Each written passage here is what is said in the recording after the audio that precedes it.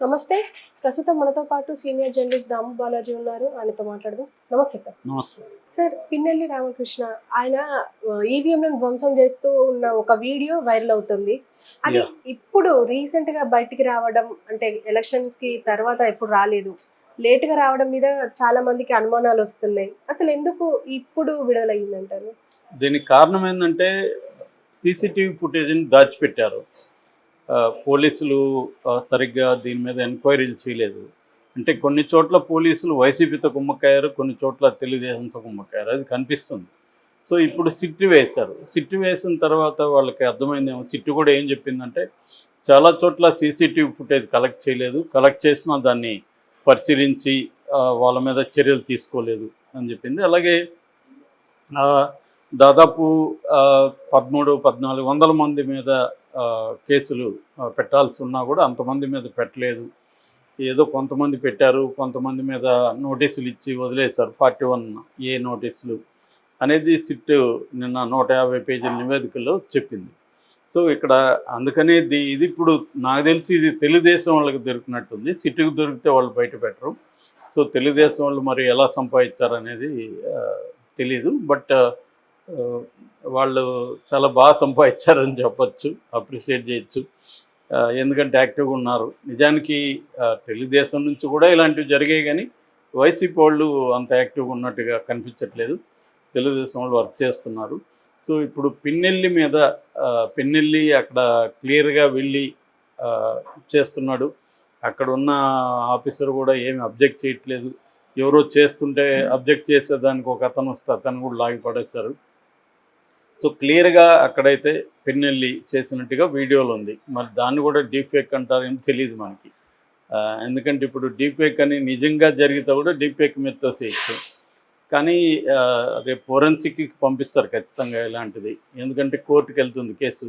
కోర్టులో కూడా అడ్వకేట్ ఇది మాది కాదు, అతను లేడు ఆ టైంలో అక్కడ అని చెప్తారు. చెప్పినప్పుడు ఇది ఫోరెన్సిక్కి పంపిస్తారు, ఫోరెన్సిక్ సైన్స్ ల్యాబ్ ఎఫ్ఎస్ఎల్కి. సో, ఎఫ్ఎస్ఎల్లో కానీ వన్స్ దీన్నేమి మ్యానిపులేట్ చేయలేదు అని కానీ తెలిస్తే మాత్రం ఈయన ఖచ్చితంగా శిక్ష పడే అవకాశం ఉంది. మామూలుగా ప్రజాప్రాతినిధ్య చట్టం కింద ఆల్రెడీ కేసు నమోదు చేయమని ఢిల్లీ నుంచి ఆదేశాలు వచ్చాయి. ముఖేష్ కుమార్ మీనాకి చెప్పారు వాళ్ళు.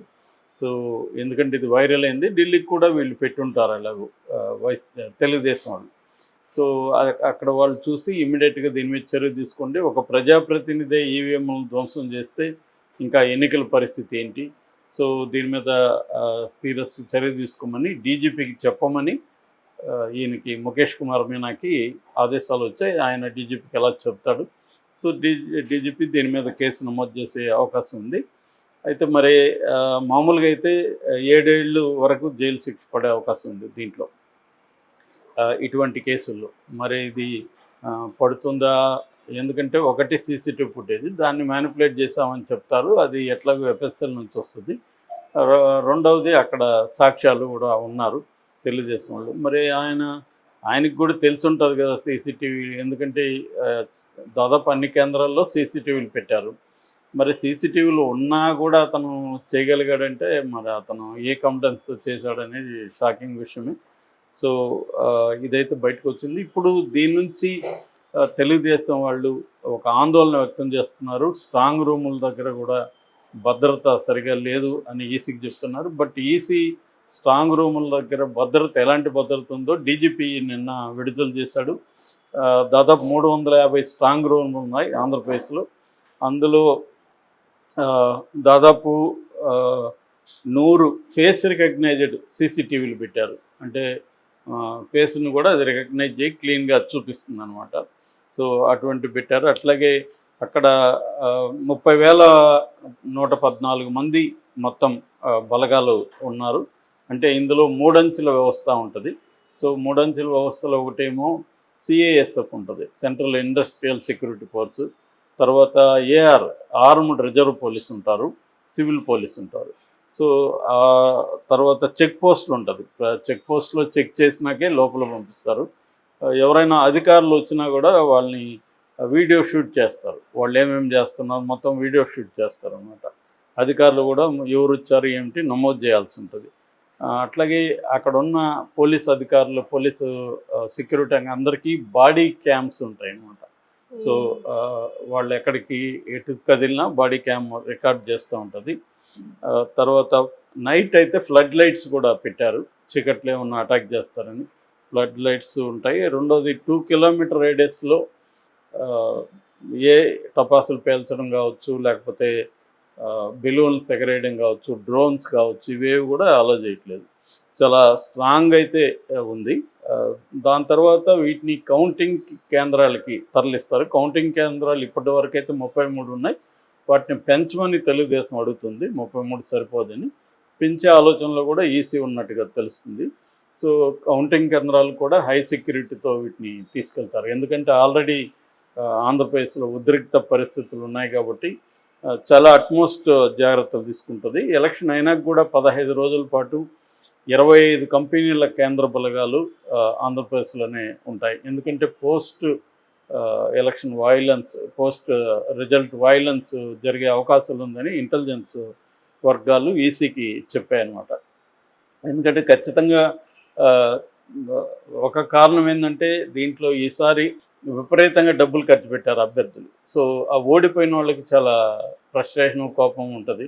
రెండోది ఓడిపోయినప్పుడు ఏమవుతుందంటే 2 రకాలు. ఒకటి తమ డబ్బులు తీసుకొని ఓట్లు వేయలేదని, తర్వాత ఏమో అవతల వాళ్ళు ఏదో మ్యానిపులేట్ చేశారని. ఈ 2 కారణాలతో తమ వాళ్ళ మీద కూడా దాడి చేసే అవకాశం ఉంది. డబ్బులు తీసుకొని ఓట్లు వేయలేదు, లేదా డబ్బులు తీసుకొని ప్రజలకు పంచకుండా వీళ్ళే తినేశారు, ఇలాంటి వైలెన్స్ జరిగే అవకాశం ఉంది. రెండోది ప్రత్యర్థి గెలిచిన వాళ్ళు ఓడిన వాళ్ళ మీద వైలెన్స్ చేసే అవకాశం ఉంది. ఎందుకంటే గెలిచిన వాళ్ళదే వాళ్ళ ప్రభుత్వం వస్తుంది కాబట్టి ఓడిన వాళ్ళు గతంలో వాళ్ళ మీద ఏమన్నా దౌర్జన్యాలు చేస్తుంటే దానంతా ఇప్పుడు తీర్చుకుంటారు వాళ్ళు. అధికారులు కూడా ఎట్లాగూ అధికారంలో ఉన్న ప్రభుత్వానికి అనుకూలంగానే బిహేవ్ చేస్తారు. ఆల్రెడీ మనకి చంద్రగిరిలో ఇదే డైలాగ్ వెర్షన్ కూడా వినపడింది. పులవర్తి నాని భార్య ఇదే మాట చెప్పింది పోలీస్ స్టేషన్కి ఎదురు. మాకు ఎందుకు న్యాయం చేయట్లేదు, వాళ్ళని మేము చూపిస్తూ ఉంటే కూడా ఎందుకు అరెస్ట్ చేయలేదని పోలీసుని అడిగితే 4వ తేదీ వరకు వెయిట్ చేయండి అమ్మా, మీ గవర్నమెంట్ వస్తే మేము చేస్తామని చెప్పారని చెప్తుందాము ఓపెన్గా. అంటే క్లియర్గా ఏంటంటే అధికారంలో ఏ ప్రభుత్వం ఉన్నా కూడా ఎక్కడైనా, ఆంధ్రప్రదేశ్ అనే కాదు దేశంలో ఎక్కడైనా కూడా పోలీసులు ఏంటంటే వాళ్ళకి అనుకూలంగా ప్రవర్తిస్తారు. రేపొద్దున వాళ్ళు తమకు ఎక్కడ పనిష్మెంట్ ఇస్తారో, తమను ఎక్కడ పనికిమాలిన ఏరియాలకి ట్రాన్స్ఫర్లు చేస్తారు, లేకపోతే ఏమన్నా ఇబ్బంది పెడతారు అన్న భయం పోలీసులకు ఉంటుంది. అందుకని జనరల్గా ఆల్ సిస్టమ్స్ కూడా పొలిటికల్ సిస్టమ్ కంట్రోల్లో పనిచేస్తుంటాయి. పొలిటికల్ సిస్టమ్ ఏమో ఎకనామిక్ సిస్టమ్ దగ్గర ఉంటుంది మళ్ళీ ఫైనల్గా. సో అలా వ్యవస్థలు నడుస్తుంటాయి. సో అందుకని ఇప్పుడు ఆంధ్రప్రదేశ్లో ఈ ఈవీఎంలది ఇదే కాకుండా ఇంకొక 7 సెంటర్లో కూడా మాచర్ల ఏరియాలో ధ్వంసం జరిగినట్టుగా చెప్తున్నారు. ఇంతకుముందు మనకి బ్యాలెట్ ఉండేటప్పుడు కూడా ఇవి జరిగేవి, ఎత్తుకొని వెళ్ళిపోయారు, తర్వాత ఇంకు పోసేసేవాళ్ళు, ఇలాంటివి అప్పుడు కూడా జరిగేది. నిజానికి అప్పుడుతో పోలీసు తగ్గినాయి ఇప్పుడు. ఎందుకంటే ఒకటి సీసీటీవీలు ఉండడం, తర్వాత సెక్యూరిటీ అది పెంచడం, ఇవన్నీ జరిగాయి. బట్ ఇక్కడ సెక్యూరిటీ కూడా ఏం లేదు ఇక్కడ మనం చూస్తే. ఎందుకంటే పోలీసు వాళ్ళుగా వచ్చినట్టు కానీ ఏమి కూడా కెమెరా లేదు. బయట కెమెరాలు లేవా, ఆ ఫుటేజ్ ఏమైంది అనేది కూడా తెలియదు.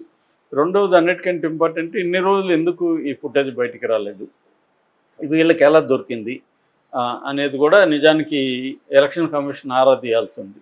ఎందుకంటే ఇది బయటికి వెళ్ళడం కూడా నేరం కదా, వేరే పార్టీల దగ్గరికి వెళ్ళడం కూడా కరెక్ట్ కాదు కదా. మరి ఆ యాంగిల్లో కూడా ఎలక్షన్ కమిషన్ దీన్ని ఎవరు బయట పెట్టారు దాన్ని ట్రేస్ చేసి పట్టుకోవాల్సిన అవసరం కూడా ఉంది.